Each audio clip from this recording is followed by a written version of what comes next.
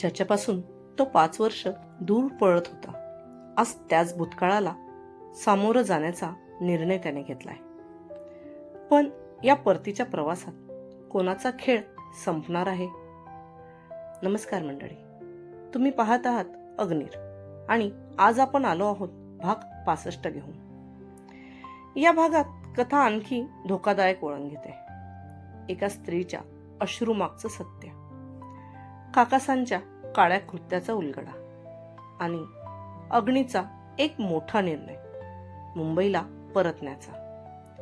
जिथे सगळं सुरू झालं, जिथे अजूनही काही प्रश्न अनुत्तरित आहेत, आता त्याच शहरात सत्य समोर येणार आहे. हुकूम. अग्नी त्याच्या कॅबिनमध्ये बसून काहीतरी फाईल चाळत असताना भुवनने त्याला आवाज दिला. त्या आवाजावर अग्नीने फक्त त्याच्या चेहऱ्याकडे पाहिले. कुठे? भुवनच्या फक्त चेहऱ्याकडे पाहूनच त्याला काय म्हणायचे आहे हे अग्नीला बरोबर समजले होते. कच्च्या. भुवनने मान वर करून अग्नीकडे पाहत उत्तर दिले. ओके, घेऊन ये. अग्नीची ऑर्डर मिळताच भुवनने दरवाजा उघडला आणि बाहेर उभ्या असणाऱ्या व्यक्तींना आत बोलवले. खम्मा घणीचा हुकूम. एक राजस्थानी पेहराव मधली बाई तोंडावर घुंगट घेऊन भुवन पासून थोडं अंतर ठेवून उभी होती. तिच्यासोबत 2 मुलं होती, जी साधारण 5 ते 8 वर्षातली असावी. ती आल्या आल्या मोठ्या अदबीने अग्नीला म्हणाली. तिचं बोलणं ऐकून अग्नीने सुद्धा मान हलवत तिला होकार दिला. अग्नीने तिला हातानेच समोरच्या खुर्चीवर बसण्याचा इशारा केला आणि भुवनकडे पाहिला. तसं भुवन त्याचं म्हणणं समजून लगेच सेक्रेटरीला बोलवलं. त्या 2 मुलांना त्यांच्यासोबत कॅफेत पाठवलं. प्रताप, आखरी बार कब मिला था? मुलं बाहेर जाताच भुवनने त्याच्यासमोर बसलेल्या महिलेला प्रश्न केला. मन ने पता से आपने मुझे यहाँ उसी के लिए बुलाया है, पर हमारे बेटों की कसम, पिछले 5 सालों से उसका और हमारा कोई संबंध नहीं. उसने हमारे छोटे बेटे का तो चेहरा भी देखे को नहीं. अग्नी दोन्ही हातांची बोट एकमेकांमध्ये गुंफून तिचं बोलणं शांतपणे ऐकून घेत होता. हमारा प्रताप से अब कोई वास्ता नहीं. उसको उसके साथ जो करना है वो करो, बस हमारी एक विनती से आपसे. असं म्हणत तिने तिचे दोन्ही हात त्याच्या समोर जोडले. हमारे बच्चों पर उसके पाप का साया ना पडने दो हुकूम. ती त्याला सांगत होती आणि तिच्या डोळ्यातले अश्रूच ती खरं बोलते आहे याचा पुरावा होते. ठारे को माँ साहेब ने कच्छ क्यों भेजा? भुवनने तिला पुढचा प्रश्न विचारला. छोटा पेट में था, तभी रानीसा ने प्रताप को मेवाड़ से निकाला. उसके बाद हमारी तबीयत बड़ी खराब होने लगी. मैंने उसके पास जाना नहीं था, पर मेवाड़ के लोग समझ नहीं रहे थे. ऊपर से मेरा ससुरा अपने ही बेटी जैसी बहू को अकेले में देख के. असं म्हणत तिने त्या घुंगटमध्ये झाकलेली मान तिरपी केली आणि हात तिच्या तोंडावर ठेवला. तिचं बोलणं ऐकत अग्नीला स्वतःच्याच काकाचा राग आला. हमारे बारे में माँ साहेब को जब पता चला, तब उन्होंने खुद मुझे मेवाड़ से बाहर कच्छ में भेज दिया. हमारे खाने पीने का पूरा बंदोबस्त भी किया. ऊपर से हमारे बेटों का खर्चा भी उठा रही है. हमारा यकीन करो हुकुम, हमारी बोली गई हर बात सच है. आप चाहो तो हमारे बारे में माँ साहेब से पूछ लो. बीच बीच में वो हमारे से मिलने कच्छ आती रहती है.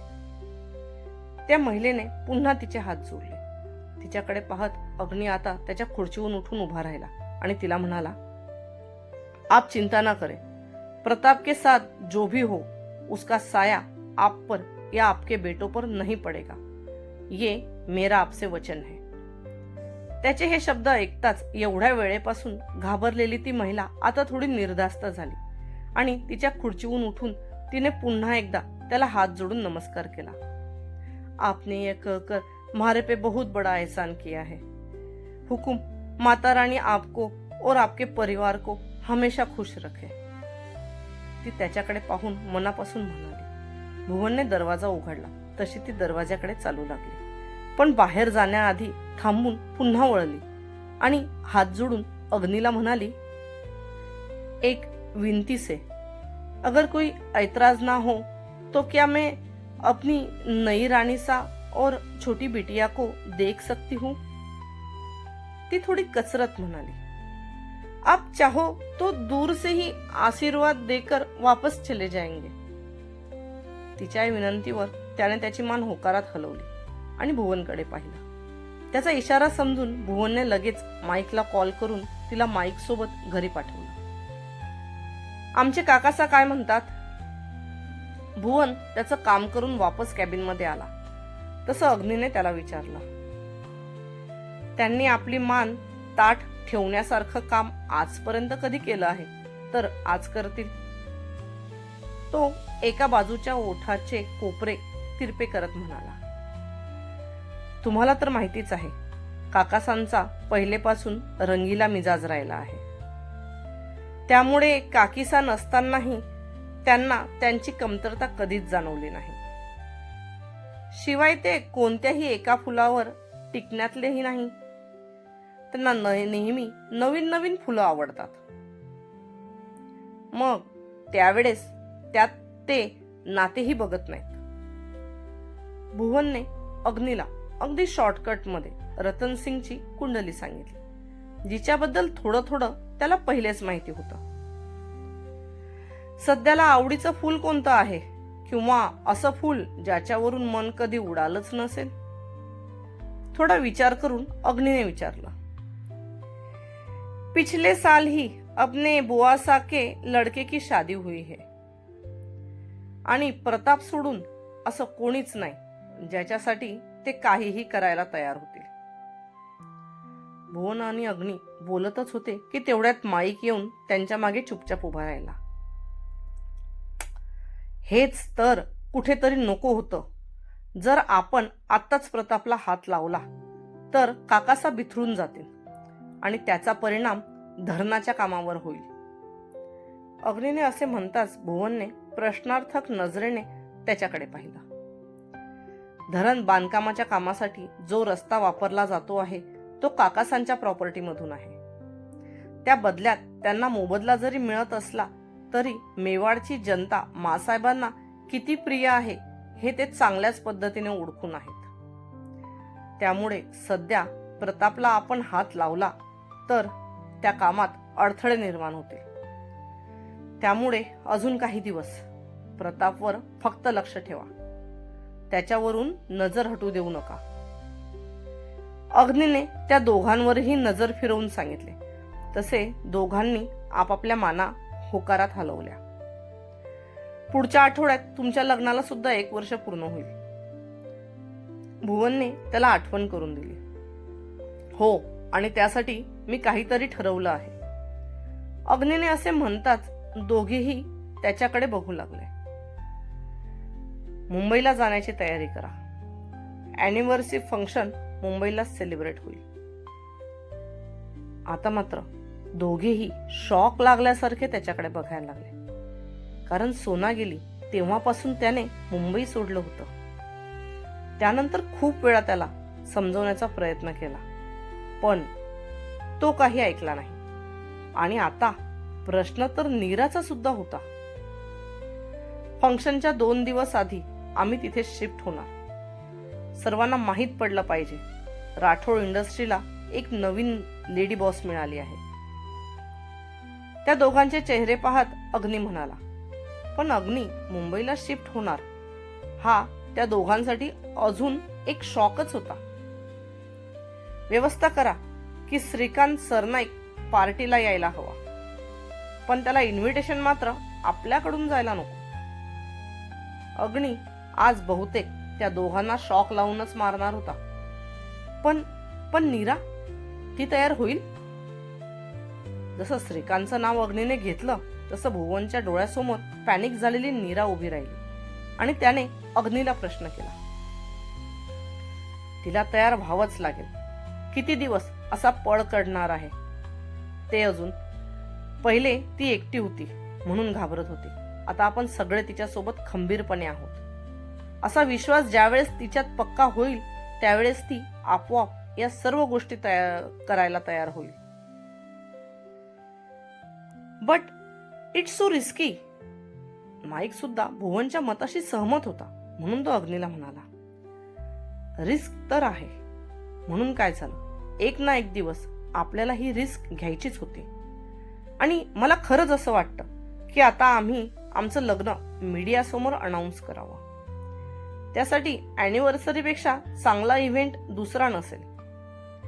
आणि यामागचा दुसरा उद्देश असा आहे की पुन्हा एकदा नीरा आणि श्रीकांत समोरासमोर येऊन उभे राहतील. पण यावेळेस ही नीरा ती 5 वर्षापूर्वीची नीरा नसेल. अग्नीचा विचार पक्का झाला होता. पण जर नीरा त्याच्यासमोर कमजोर पडली तर? भुवनचा प्रश्न सुद्धा अगदी बरोबर होता. हा विचार माझ्याही डोक्यात आला. पण आज ना उद्या नीराला या सिच्युएशन मधून जावेच लागणार आहे. आपण भूमीला सुद्धा मुंबईला घेऊन जाऊ आणि मासाहेब आणि बबलूला सुद्धा मुंबईला बोलवून घेऊ. I do not want to put her in danger. I will not take her to Mumbai. अग्नीच्या बोलण्यावर माईक लगेच विरोध करत म्हणाला, आणि तुला असं वाटतं की नीरा मुंबई जाते आहे म्हटल्यावर भूमी इथेच राहील? अग्नीच्या या प्रश्नावर त्याच्याजवळ काहीच उत्तर नव्हते. कारण हे तेवढंच खरं होतं की भूमी नीराचा हात कधीच सोडणार नाही. त्यापेक्षा आपण सगळ्यांचीच राहण्याची व्यवस्था सोबत करू. त्यामुळे आपलं सर्वीकडे लक्ष पण राहील आणि सिक्युरिटीचा पण प्रॉब्लेम येणार नाही. अग्नीचा मुद्दा जरी माईकला तेवढा आवडत नसला तरी भुवनने मात्र त्याला मान हलवून सहमती दिली. हे बघ माईक, आपण त्या दोघींना चांगलेच ओळखतो. त्या दोघीही एकमेकींची सावली आहेत आणि मलाही भूमीची काळजी आहे. इनफॅक्ट मला सर्वांचीच काळजी आहे. त्यासाठी तर मला हा गेम लवकरात लवकर संपवायचा आहे. अग्नीने माईकच्या खांद्यावर हात ठेवत त्याला सांगितलं. तसे त्याने सुद्धा आता त्याची मान होकारात हलवली. पण सोना राणीसांचं काय? शेवटी त्यांच्या ऍक्सिडेंटचा राज अजून उलगडलाच नाही. अग्नी परत तर मुंबईला जायचं म्हणून तो आहे, पण ज्या गोष्टीची सुरुवात 5 वर्षापूर्वी झाली ती गोष्ट तर अजून गुलदस्त्यातच होती. नीराच्या भूतकाळातून आपल्याला एवढं नक्की माहित आहे की या सर्वात तिचा हात नसला तरी सुद्धा कुठे ना कुठे त्या ऍक्सिडेंट सोबत तिचं कनेक्शन आहे. सध्याला आपण श्रीकांतकडे बघू. एकदा का त्याचा निकाल लावला की नीरा तिच्या भूतकाळाचा शेवटचा टप्पा सांगायलाही घाबरणार नाही. अग्नीने सर्वच बाजूने विचार करून ठेवला होता. What about Kaira baby? नीराला वाटतं कायराला आता आपण शाळेत टाकलं पाहिजे. ती इतर मुलांसारखीच शाळेत गेली पाहिजे. आणि मी सुद्धा तिच्या मताशी सहमत आहे. म्हणून मी विचार केला आहे की कायराचं एज्युकेशन मुंबईत होईल. म्हणजे परत बँगलोर? अग्नीचं ऐकताच भुवनने लगेच प्रश्न विचारला. नाही, आता परत बँगलोर नाही. आता आपली मुंबईची ब्रँच आपण पुन्हा एकदा ऍक्टिव्ह करणार आणि गरज असेल तरच बँगलोरच्या ऑफिसमध्ये यायचं. त्याने चेहऱ्यावर एक स्माइल ठेवत सांगितलं. तसे माईक आणि भुवनने सुद्धा एकमेकांकडे स्माइल करत पाहिले. आता श्रीकांत नावाचा चॅप्टर अग्नी लवकरच क्लोज करेल हे त्या दोघांना माहीत होतं. पण त्याचसोबत त्याने त्याच्या आयुष्याची सुद्धा पुन्हा एकदा घडी व्यवस्थित बसवणार म्हणून ते दोघेही मनातून खुश झाले होते. तर हा होता अग्नीर भाग 65.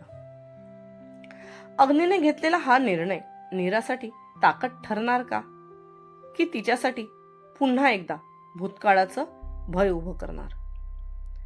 श्रीकांत सोबतचा सामना आणि सोना राणीसांच्या अपघाताचं रहस्य आता फार काळ लपून राहणार नाही.